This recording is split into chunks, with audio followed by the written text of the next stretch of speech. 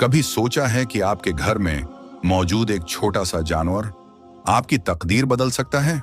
आइए आज एक रूहानी सफर पर चलते हैं, जहां हजरत अली कर्म अल्लाह वजह का एक हैरान कुन फरमान हमें जिंदगी बदलने का राज बताता है।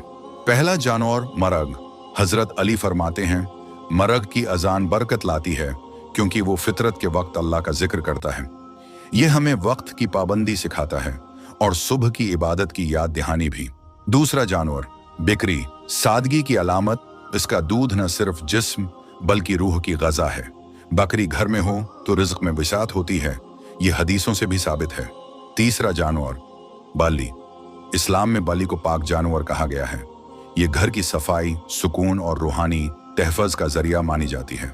लेकिन याद रखें, कुछ जानवर ऐसे भी हैं जो गुर्बत और बेबरकती लाते हैं, जैसे किता बला वजह पाला जाए, अलो या बंदर।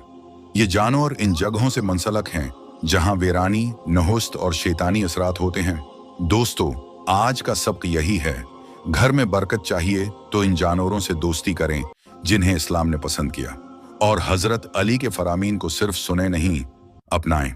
अगर आपको ये सफर पसंद आया तो सब्सक्राइब करें और अगली रूहानी सैर के लिए हमारे साथ रहें।